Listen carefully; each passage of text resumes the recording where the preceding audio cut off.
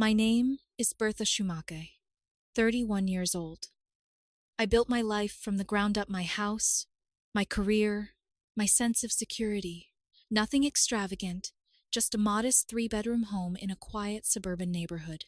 But it was mine, every inch of it earned. I worked in pharmaceutical sales, which meant long hours, frequent travel, and enough income to invest in something most people overlooked, until it was too late. Protection, cameras, motion sensors, reinforced doors, and most importantly, a silent panic alarm wired directly to the police. Daniel moved in about 1.5 years ago. We had been dating for a year before that. He worked remotely in marketing, so he was home far more than I was. He used to say the house made him feel safe, that my security system let him sleep better at night when I was away. I believed him. I believed a lot of things about Daniel. 3 weeks ago, everything changed. It was a Saturday night, around 10. We had just finished watching a movie. I remember thinking how normal everything felt, how quiet, how predictable. I went into the kitchen to grab a glass of water. That's when I heard it. Not a knock, not a creak, a violent, splintering crack. The back door didn't open, it exploded inward. My brain barely had time to register the sound before I saw movement reflected in the microwave door. Dark shapes, fast, armed. I had maybe 2 seconds, maybe less. My hand moved on instinct, flicking what looked like an ordinary light switch near the doorway. The silent alarm. No noise, no flashing lights, just a signal already racing toward the police. Then they were inside. 3 men. Ski masks. Gloves. 2 guns. 1 crowbar. Daniel screamed from the living room, a raw, panicked sound I'd never heard from him before. I froze for half a second, then forced myself to breathe. Stay calm. Stall. Help is coming, I told myself. It has to be. They shoved us both onto the couch. Daniel was shaking beside me, his entire body trembling. I could feel the fear radiating off him. I wanted to reach for his hand, to ground him, but I didn't dare move. The leader, taller, calmer than the others, kept his gun trained on us like this. Was just another routine job. "Where's the cash?" he asked. "There isn't much," I said, my voice steadier than I felt. "Maybe a couple hundred. Nightstand. Jewelry? Nothing valuable." He studied me like he was trying to decide if I was lying. Then his eyes shifted to Daniel, then back to me. "Nice house," he said slowly. "You expect me to believe there's nothing worth taking." "I have a mortgage," I replied. "Take whatever you want. Just don't hurt us." For a moment, I thought that might be enough, that they'd grab electronics, maybe the TV, and leave. But the leader smiled, a cold, deliberate expression that made my stomach drop. "No," he said. "Here's how this is going to work." Daniel's breathing turned sharp, uneven. "We take one of you," the man continued. "Insurance. Make sure the other doesn't call the cops right away. Once we're clear, we let them go." "No, no, please," Daniel choked out. The leader raised his gun slightly. "Only one stays. You choose. Now." Time slowed. I turned toward Daniel, my heart pounding so hard I could hear it in my ears. I opened my mouth. I don't even know what I was about to say. Maybe, "We don't choose." Maybe, "Take me." Maybe something braver than I felt. But I never got the chance. Daniel pointed at me. "Take her!" It was immediate, instinctive, no hesitation, no confusion, no pause to think, just a clean, direct gesture like he'd already decided. For a second, I didn't understand what I'd heard. It didn't make sense. My brain rejected it outright. But then the leader laughed, a low, amused sound. "I like that," he said. 2 of them grabbed me. I didn't fight. I couldn't. My body felt disconnected, like I was watching it happen to someone else. As they dragged me toward the shattered back door, I looked over my shoulder. Daniel was still sitting on the couch, arms wrapped around himself, staring at the floor. He didn't look at me. He didn't say my name. He didn't say sorry. The night air hit my skin as they pulled me into the backyard. One of them shoved me down onto the grass, forcing my hands behind my back. I felt the sharp plastic bite of a zip tie tightening around my wrists, and then sirens, faint at first, then louder, closer. Fast. The men froze. The leader burst out of the house, shouting something urgent. Panic replaced their control.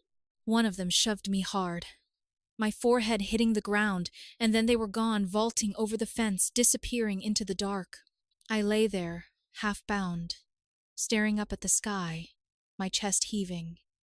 2 minutes later, the police found me. They cut the zip tie, helped me up, checked for injuries. Bruises, a scrape. Nothing serious. Nothing that matched the damage unfolding inside me. Daniel came outside wrapped in a blanket, face pale, eyes wide. He walked toward me slowly, like approaching something fragile. "Bertha," he started, reaching for me. I stepped back. "You pointed at me," I said quietly. "You told them to take me." "I was scared," he said immediately. "I wasn't thinking." "You didn't have to think," I cut in. "It was instant. That's not fair." "Fair?" I let out a hollow laugh. "You offered me up like I was disposable. In my own house. The one that just saved both our lives." The officers separated us then, leading him away to take his statement. One of them gave me a look when I repeated Daniel's words. Not judgment. Recognition. Like he'd seen this before. And maybe he had. Because that was the moment I realized something worse than the break-in. The danger hadn't come through the door. It had been sitting beside me on the couch all along. I didn't go back to the house that night, even after the police cleared it, even after they told me it was safe. Safe felt like a word that didn't belong to me anymore. I stayed at my friend Lila's apartment, sitting on the edge of her couch long after she'd gone to bed, staring at nothing. Every time I closed my eyes, I saw it again, Daniel's hand lifting, his finger pointing, his voice cutting through the chaos with terrifying clarity. Take her. Not a scream. Not a stutter, a decision. My phone buzzed beside me. "Bertha, please, we need to talk." Then again, "I'm sorry, I didn't mean it." Then again, "Pick up, please." 16 missed calls before I finally answered on the 17th. "We need to talk," Daniel said, his voice tight, strained. "Yeah," I replied, "we do." 5 days later, we stood in the parking lot outside Lila's building. I refused to let him inside. This wasn't something that deserved walls, or warmth, or anything resembling comfort. "You have to understand," he started immediately, like he'd rehearsed this. I was terrified. I wasn't thinking clearly. It was survival instinct. I let out a slow breath. Survival instinct is running, or freezing, or even fighting. It's not pointing at someone you supposedly love and offering them up instead. I didn't mean it like that. Then how did you mean it? My voice sharpened despite myself, because from where I was standing, being dragged out of my own house by armed men, it seemed pretty clear. His eyes filled with tears. "I've apologized 100 times. What more do you want from me?" "I want you to admit what you did," I said. "Not hide behind fear or panic. You made a choice." "I didn't. You did." I cut him off. And that choice told me everything I need to know. Silence stretched between us, heavy and uncomfortable. "So what?" he said finally, his tone shifting. Defensive now. "You're ending everything over one moment?" "I'm ending it because I can't trust you," I said. "How am I supposed to build a life with someone who would sacrifice me the second things go wrong? You don't know what you would have done in my position." "You're right," I said quietly. "I don't, but I know I wouldn't have immediately volunteered you as a hostage." He shook his head, frustration bleeding through. "This is insane. We've been together almost 3 years, Bertha. You're throwing that away over something I said with a gun in my face." "I'm not throwing it away," I replied. "You already did." That was the moment something in his expression hardened. "Fine," he said, "if that's how you see it. I want you out of the house by the end of the week. His eyes widened. You can't be serious. I am. I live there too. You pay $600 toward utilities, I said evenly. You're not on the deed. You're not on the lease. That house is mine. I have rights, he snapped. I can talk to a lawyer. Go ahead, I said. In the meantime, start packing. He stared at me like he didn't recognize me anymore. Maybe he didn't. Because the version of me that would have softened, that would have second-guessed herself, that would have tried to make this work, she didn't exist anymore. Daniel left that day without another word. I thought that would be the end of it. I was wrong. The next few days felt like watching a story about myself that someone else had rewritten. His mother called me first. How could you do this to him? She demanded, her voice sharp with anger. After everything he's been through? After that trauma? Do what? I asked, already knowing. Kick him out. Blame him for something he couldn't control. I closed my eyes for a second. Did he tell you what he said? He told me he froze, that he couldn't speak. I let out a quiet, humorless laugh. That's not what happened. Then what happened? She challenged. He pointed at me, I said, each word deliberate, and told them to take me. Silence. I'm sure he didn't mean it like that, she said finally, her tone weaker now. There's only one way to mean that, I replied. She hung up. But it didn't stop there. Messages from friends started coming in. Careful at first, then more direct. Hey, is everything okay between you two? Daniel said you're being really harsh. He said you're blaming him for something he couldn't control. I didn't respond to most of them. Instead, I called the police station and requested a copy of the report. Public record, documented, exact words included. When Lila showed it to a few of our mutual friends, the shift was immediate. Conversations went quiet. Apologies trickled in. Assumptions unraveled. But not everyone. One message stood out. I talked to Daniel. He admitted it. He said he's not proud, but he still thinks you're overreacting. I stared at that message longer than I should have. Even now he didn't get it. Or maybe he did and just didn't care. The police called me twice that week. The first time, it was to let me know they'd caught 2 of the 3 men, picked them up trying to carjack someone a mile away. The third was still out there, but they had a description. The second time, they told me I might need to testify. I will, I said without hesitation, because there were things I needed said out loud. Things that deserved to be heard in a room where no one could twist them. By the end of the second week, Daniel was gone. His father came with a truck. Lila stayed at the house while they packed everything up. I made sure I wasn't there. Later, she told me he cried the entire time. He kept saying you were punishing him for being human, she said carefully. I didn't respond, because maybe he was right. Maybe I was punishing him. But not for being human. For showing me exactly who he was when it mattered most. The day after he left, I changed the locks. New keys. New codes. New silence. For the first time since the break-in, I stood alone in my house, and it felt different. Not empty, clear, like something toxic had finally been cut out. I thought that was the end of it. I thought the worst was behind me. But a week later, my phone rang again. This time, it wasn't Daniel. It was a detective. And the question he asked changed everything. Miss Shumake, is there anyone who would have known the layout of your house in detail? My grip tightened around the phone. Yes, I said slowly. There is. The detective didn't say Daniel's name. He didn't have to. I stood there in my kitchen, fingers tightening around the edge of the counter as everything settled into place. Not as a conclusion, but as a possibility. A question I didn't want to ask but couldn't ignore.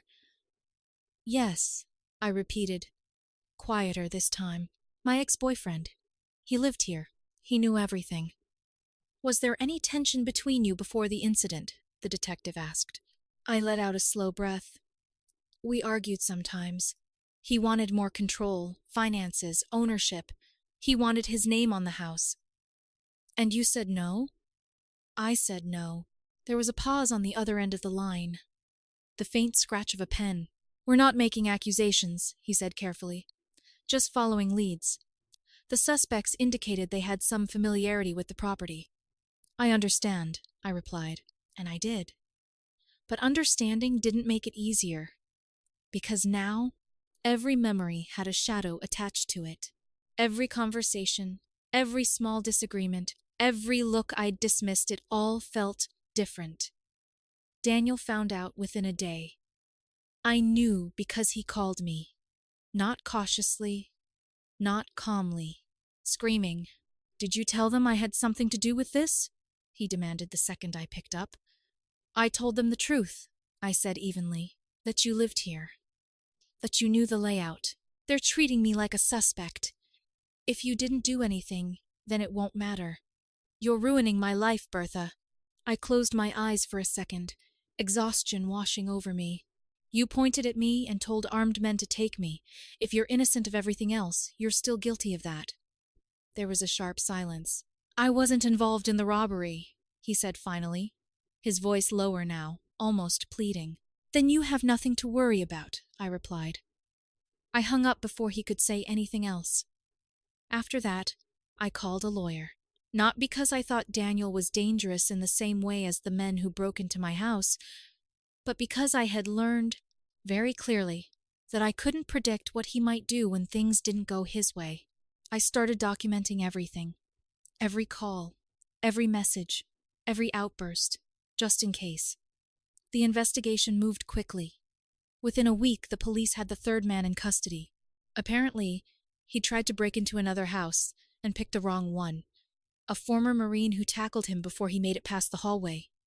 There was something almost poetic about that. A week later, the detective called again. "We found no evidence linking your ex-boyfriend to the suspects," he said. "He's not under investigation." I leaned back against the wall, a tension I hadn't fully acknowledged finally releasing. Relief didn't feel the way I expected. It wasn't warm. It wasn't comforting. It was just absence. The absence of another problem. "Thank you for letting me know," I said. But when I ended the call, I realized something important. Whether Daniel had been involved or not didn't actually change anything. Because what he had done, what I had seen, was already enough. The court date came faster than I expected. Sitting in that courtroom, recounting the worst night of my life in front of strangers, I felt strangely detached, like I was telling someone else's story. Until they asked about that moment. "What exactly did your boyfriend say?" the prosecutor asked. I swallowed once. "He pointed at me," I said, "and he said, 'Take her.'" The defense attorney stood up during cross-examination, his tone measured. "Is it possible," he began, "that in the chaos of the situation you misinterpreted what was said?" "No," I replied immediately. "I remember it clearly. Could he have been frozen with fear?" "He wasn't frozen," I said. "He spoke. He pointed. He made a choice." The attorney paused, then nodded slightly before sitting down. That line of questioning never came up again. After my testimony, I stepped out into the hallway, the air outside the courtroom feeling heavier somehow. That's when I saw him, Daniel's father. He looked older than I remembered, tired, like something had settled on his shoulders that hadn't been there before. "Bertha," he said, approaching slowly, "can I speak with you?" I nodded once. "I owe you an apology," he said. I didn't respond, just waited. "When Daniel first told us what happened, he left things out," he continued. "We believed him. We thought you were being cruel, that you were punishing him for something he couldn't control." "And now?" I asked. "I read the police report," he said quietly. "I heard your testimony, and I've had conversations with my son that—" He shook his head. "Didn't go well." "What did he say?" "He still thinks you're overreacting," his father admitted. "Says it was just a moment, that you're holding it against him forever." A hollow laugh escaped me before I could stop it. When I asked him how he'd feel if you had pointed at him instead, he added, "He said it wouldn't be the same. That you're stronger. That you could handle it better." I stared at him. "So he thinks I should have been the one taken," I said slowly. Because I might survive it better? I don't understand his reasoning either, his father said. I just wanted you to know that not all of us see it the way he does, and I'm sorry. That apology hit harder than I expected. Thank you, I said quietly. We shook hands, then he walked away. I never saw him again. The trial concluded a few weeks later. All 3 men were convicted. Armed robbery, home invasion, kidnapping, assault.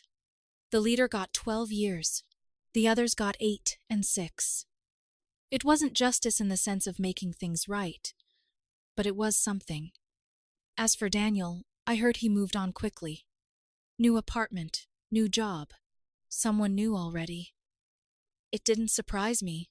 He reached out once more after the sentencing, a long email about growth, healing, wanting closure. I didn't respond. There was nothing left to say. The house is quiet now. I replaced the back door. Upgraded the system. Added more cameras than I probably need. I don't feel unsafe. But I don't feel the same kind of safe, either. I started therapy a few weeks after everything happened. At first, I thought it was just about the break-in, the fear, the violation. But it wasn't. It was about trust. Because the truth is, the men who broke into my house that night didn't leave the deepest damage. That came from the person sitting beside me. The person I thought I knew. The person who, when everything came down to one impossible choice, didn't hesitate. I don't hate Daniel. Hate takes energy. And I'm done giving him anything. But I do know this. With a clarity I wish I didn't have. I will never again ignore the small moments where someone chooses themselves at my expense. Because sometimes, the most dangerous thing in your life is the one you never think to protect yourself from.